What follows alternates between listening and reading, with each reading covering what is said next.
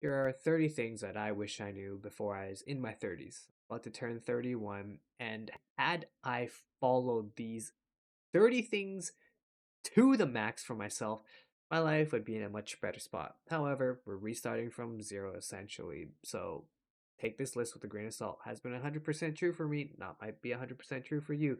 I will say, if I followed my own list, I'd be way ahead in life right now. So, starting with number one, looking busy is more important than actually being busy. Okay, this specifically is for a job you work at. All right, working as a lifeguard, when I was working even in hospitality, I found that if you were really good at your job and got everything done, thinking that you could just stand in the back and chill, no, you're gonna get in trouble from management because it looks like you're doing nothing.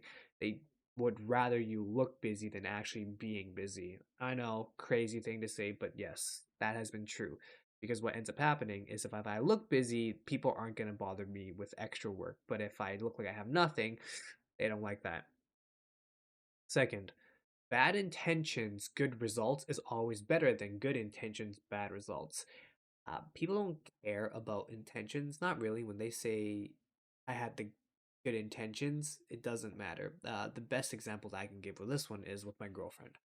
At the time, I was not looking for a girlfriend. At the time, I was trying to get over my ex girlfriend, and I was looking for blood, and I was on the hunt.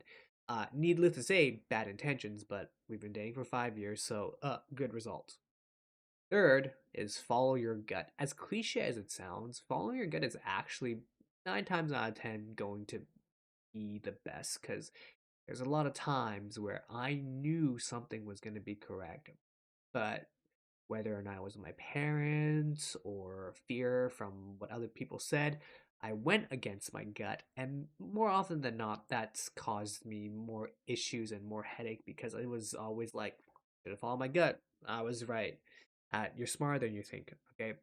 Number four, faking confidence is better than being honest with yourself. Let me explain. If I was being honest with myself, there's a lot of things that I just can't do. That, like, say, for example, when I didn't know how to be a server because I had no serving experience, I just went into an industry, I applied myself, and I put on my resume that I basically knew everything, complete lie, and I got the job.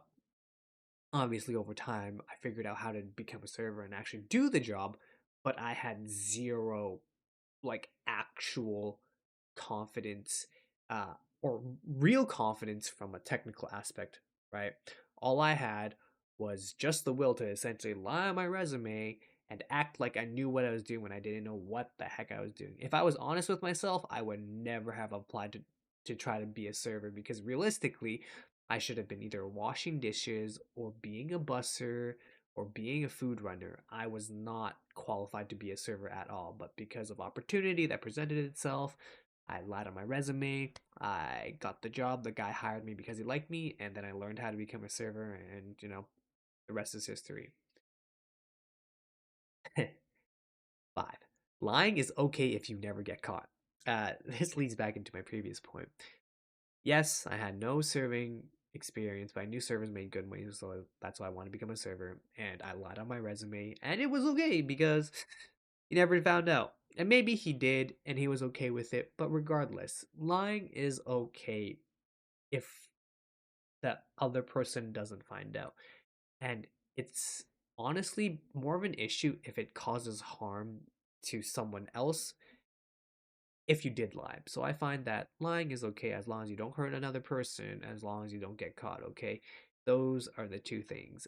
If you do get caught, and assuming that's a bad thing, and if you do hurt someone else, don't recommend that. Number 6, having a script is better than not having a script. Right now, I have a script. I always thought that I was the special person. I could just get away with making videos without a script. And what I realized is I end up just restarting the video over and over and over because I make a mistake here or I do something wrong there. And it's like, oh, shoot, I can't get all my thoughts together. Yeah, having a list of 30 things, you're going to need a script. I cannot remember every single thing. So having a script is better than not having a script. As much as I hate trying to plan something out because I'm very spontaneous.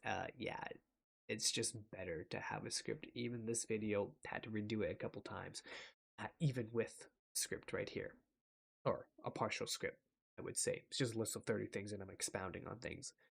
Next thing that I would say is 7. Awkward communication is better than under communicating. My girlfriend, perfect example. I have over communicated a lot of things to the point where she probably should have broken up with me. I'm gonna be honest here. But I find that awkward communication or like over communicating is better than under communicating, because with my mom specifically, we under communicate a lot, and it's been a struggle because I always assumed what she said is what she meant. Yeah, that is not the case, and it's led to a lot of painful conversations because there's been miscommunication since someone just assumed or someone just didn't convey the message enough, or people assumed they understood when they didn't understood. Yeah, that was not the best. Still working on that right now with my parents specifically, but everybody else, communication is okay. So, number 8, don't have more than one mentor in the same industry at one time. What do I mean by that? You can have multiple mentors in your life. You can have one for your fitness, one for your finances, etc., etc. You can have multiple, but what I would say is having the same mentor in the same category, like a mentor teaching you how to make money and another mentor teaching you how to make money, is not the best. Because I came into the issue where I had 3 mentors who were basically going to teach me about how to make money, but all 3 had different ways. And one of my mentors didn't like the other 2 mentors' way of doing it. So then I was super conflicted because I was going like, well, goddamn, what the hell do I do now? This guy says this isn't good, and then these guys have different ways. Yeah, don't do that to yourself. Just stick with one. There's plenty of ways to make money. Just stick with one person and go with that, or else you're gonna end up in a position like me where you pay money for people, and then another person saying, "Yeah, don't do what they do." Yeah, don't do that. Just stick with one. They all work, but just pick one and stick with it. Okay, learn from that person as much as you can before you decide to jump ship to the next shiny thing, because you're gonna waste a lot of money and a lot of time. And if you're like me and being this unlucky, you're gonna have someone saying, "Yeah, probably not the best idea to listen to that guy," and you're gonna go like, "God damn, I wasted money." And here I'm at this stage where I've got all 3, didn't listen to any of the 3. Amazing. Paralysis analysis. 9. Invest in mentors after you've done everything you can with no results. I think I agree with that because I spent like $10,000 on my personal fitness, so on a private trainer, because I wanted to get into bodybuilding, right? Uh, you can find a bunch of helpful information online. Don't get me wrong, I stuck with this private trainer for like basically a year, since I thought it'd be best to spend money and save myself the headache from trying to, make mistakes on my own and mess up. That's not true. Had I just went online, found one person, stuck with a program that's for free, you can find that information for free, I would have saved myself $10,000. Do I regret it? No, but I definitely could have either spent less and saved a lot of money, or just learned a bit on myself, apply as much as I could, and then get a mentor. Because then I would have had like some understanding and had some results versus just going in completely raw dogging and spending like $10,000 on a private trainer. Uh, yeah, probably could have saved like $5,000 on that. Oof. Next one. And if you hear it on the news, you're too late. Yeah. More often than not, investing, if you hear it on the news, for example, by the time it gets to the like main media outlet, you're too late. Bitcoin, Wall Street. What was it again? That AMC, GMC? I don't remember, but GameStop, all of those type of stuff. When you hear the news on the main like media, you're already too late. Don't get me wrong though. When I first heard Bitcoin, this was back in 5 years ago when it had its bull run going all the way up to 20K. I jumped into it, and then it tanked. It went down to like 13K, and then it like went back up to what it is today, which is like what, 90K. Yeah, I'm not saying just because the media picks it up it's too late, but what I am saying is at that time, when you do hear the media about it, yeah, you're definitely late by then. Next thing is 11. Renting is cheaper and less headache, but there's no legacy.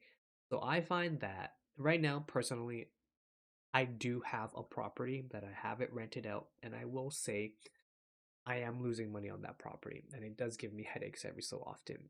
The whole point of renting, if I was to like live on my own and to rent, it'd be cheaper than like owning my own place. Because say for example, if I wasn't living at home right now, and if I chose to live in like the property that I had bought and it wasn't rented out, I would have to spend about like $3,000 every month of my own money just trying to keep the place, and that's just keeping the place, right? Don't let your ego get in the way. Okay, if you can't afford to live in your own place, don't. I would not recommend buying a place and living in it unless you made a crap ton of money. Because the philosophy that my parents had when they got the place for me was, hey, you can, pay off your debt and you can own more of it later, and eventually over time your property is going to increase in value and you can sell it, win-win, and you'll like want to move out eventually. Let me be honest with you guys right now.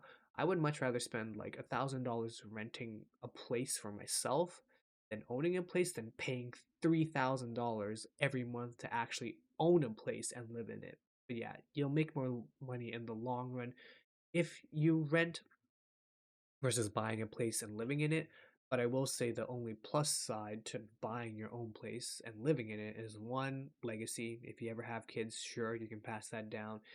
And two, I guess it's an ego thing. You can prove to people that you can make it, but realistically speaking, just renting and saving money is going to be better than the long run. My opinion, personal. 12. Education is important, but school isn't always the best choice. If you want to be a doctor, lawyer, accountant, yes, you need a degree, you need to get certified. That's important. But if you just want to make money, don't really need to go to school to get educated. Ton of stuff on YouTube. You can hire mentors. You can go into trades. Many, many ways to make money. Don't go to school for parents. Don't recommend it. But do go to school if you do want to pursue education that requires you to go to school to pursue that education. Hope that makes sense. The best analogy about this is your parents are going to die sooner than you are. If all things work out naturally and they live a long life and nothing goes wrong, they will pass away. You don't want to go to school because your parents told you to, because then what's going to happen is you're going to do something you don't like, and then they've passed away, and now you're stuck with a degree that doesn't matter with parents that are no longer here. Very simple way of explaining it. Talk and tell yourself whatever you want. 13. Remembering the smaller details of what people tell you is good. The reason why I say that is there's been many times in my life where, because I remember the smaller details and the finer details of what people told me, positive result. A good example is my girlfriend and my current girlfriend. In the beginning of our relationship, she told me how she wanted to like go to this ice cream shop with like 100 flavors ish. I kept that in mind. I didn't do that right away though. Fast forward, like I want to say a couple months, 3, 4 months. I take her to said coffee shop. In the back of my mind, I always remembered she told me she wanted to go, and she cried. I remember that so clearly. I was like, God damn. I mean, yeah, I remembered what you told me like months ago about this coffee shop that you want, or this ice cream shop that you want to go to, but I didn't think it was that big of a deal, and put her to tears, in a good way. In a good way. Okay, I'm just saying she probably remembered that, and it's been 5 years, and she's still with me. So the smaller details of what people tell you, matters quite a bit. I would say not all small details, but some. Okay. 14. Consistency also requires improvement. So I've been consistently uploading, at least in the past. Okay, there was a time in the past where I've been consistently uploading videos on YouTube on a channel of mine, and consistency is good, but it does require improvements because I never really improved my, yes, content itself, and I didn't really get that many views. Don't get me wrong, eventually I kind of figured out that some things get more views than others, but overall, if you just are consistent but you don't make improvements, you're gonna have a really hard time getting good at something. I will say being consistent is better than not, being consistent. So I would rather you be consistent and not improve versus not being consistent at all. So consistency with improvement is the best, but just being consistent also a good thing. If I had to choose. 15, pick your thing, pick your one thing. I've just done a bunch of things, a bunch of things, a bunch of things. I never really stuck with it for whatever the reason. The best quote that I have heard is it's hard for you to compete with multiple things against a person who's an A player in that one thing. If you want to compete, whatever that is, against someone, if they've dedicated their whole life to it, you're not going to be able to compete on them on a part-time effort. That's just not going to happen. So you got to pick your one thing. And as much as I hate to say it, there's been too many people who are more successful than me who have basically said the same thing. So I got to pick my one thing. I figure out what that is going to be for me. So yeah, I need to figure out that one thing still, unfortunately. 16. Shortcuts is the hardest and the longest path. I like shortcuts. I've tried to shortcut everything in my life and make my life as simple and comfortable as possible. And I took shortcuts to get there. And what I have found is that I've made my life too comfortable, and now I don't have any agency or urgency to do anything. But also, shortcuts is a mind thing, is a mindset thing. Shortcut means that I don't want to pay the full price. I don't want to do the work.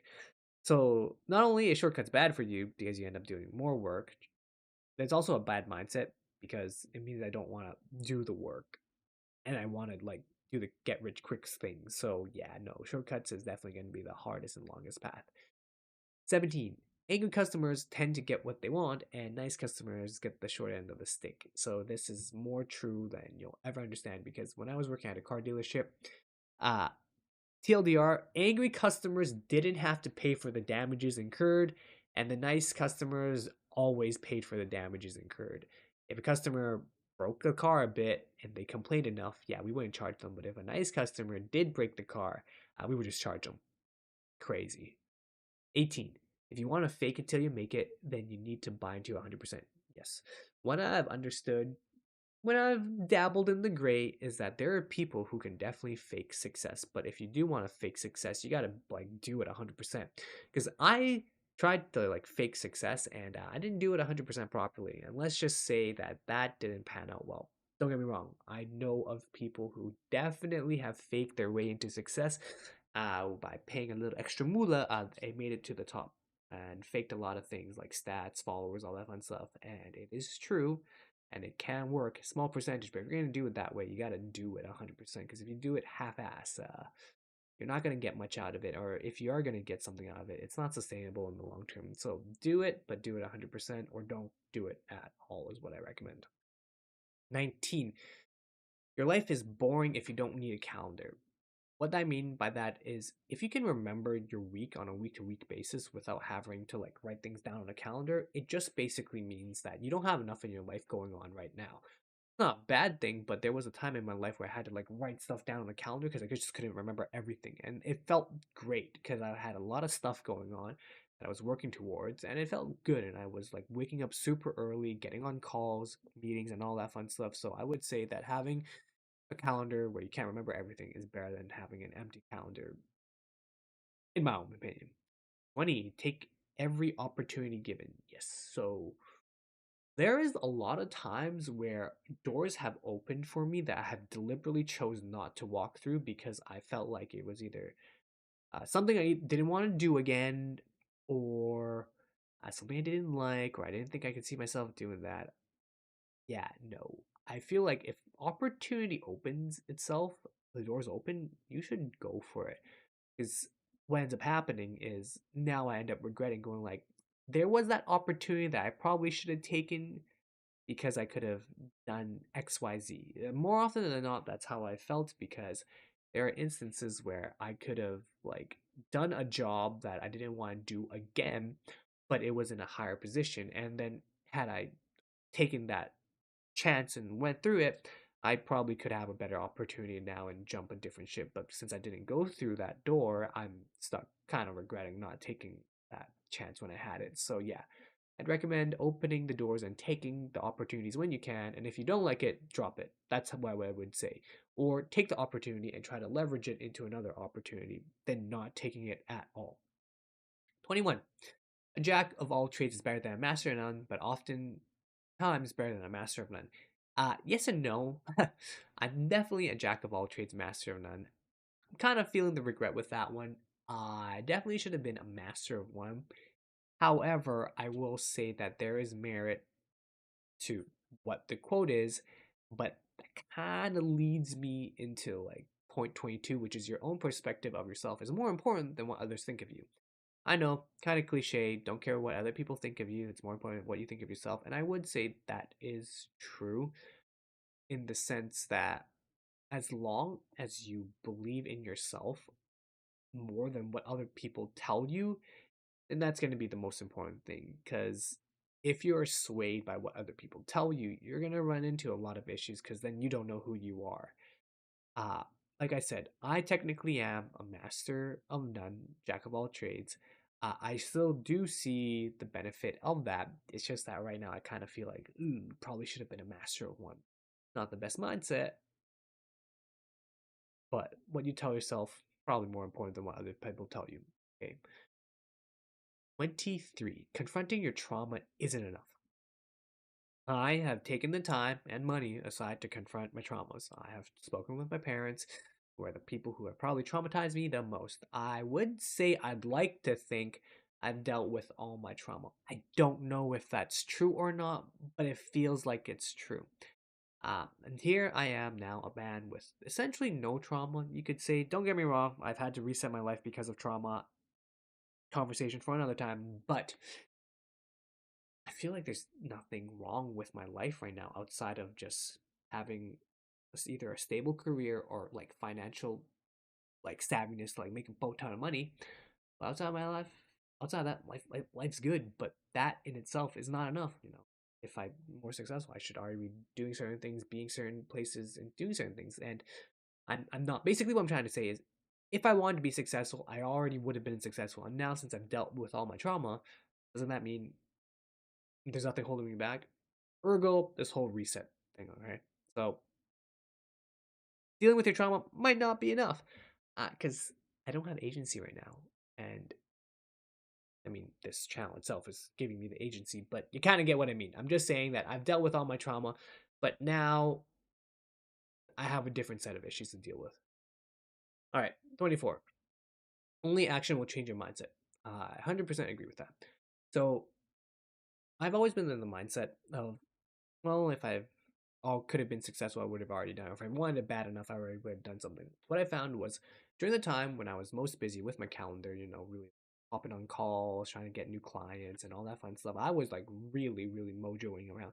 And here's the thing, nothing changed. I was still kind of lost and confused, but I was doing things, right? And I found that just doing things shifted my mindset. Unfortunately, kind of fallen out of that, so need to get back into that. Rephrase that. Going to get back into that with actionable steps. So yes, action will change your mindset. Having a different mindset doesn't change your actions. Yeah, I do different things, think differently. As much as I hate it, yeah, I need to do more things. Going to do more productive things that lead me to somewhere. 25. Give only what you want to give, not what others ask. So this one's important. The reason why I say that is because there was times when there was like a beggar on the streets, and I know not to give money to beggars because they're gonna buy drugs with it. But I was like, heck, let me buy you like A&W, right? Take that guy in, buy him A&W, and I was like, here, order some food for yourself. The guy ordered like the most expensive thing on the menu, and it felt like I was being used.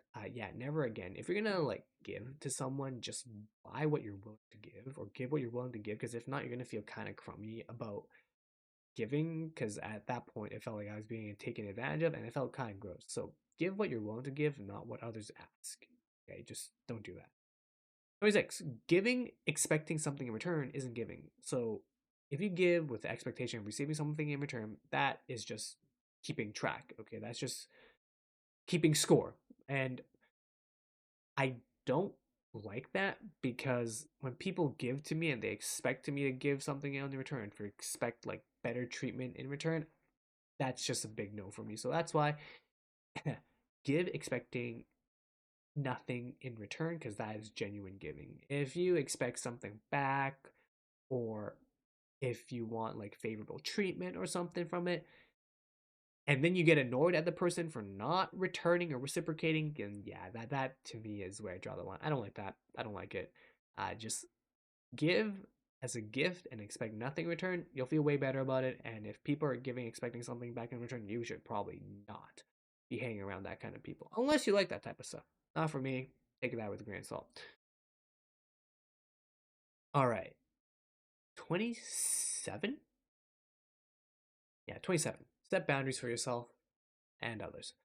So I find that people who don't set clear boundaries for themselves of how they want to be treated and how they should treat others tend to get in a lot of trouble. There's a lot of times where I just find that there are people who are in relationships, they're together, and one party starts taking advantage of the other party.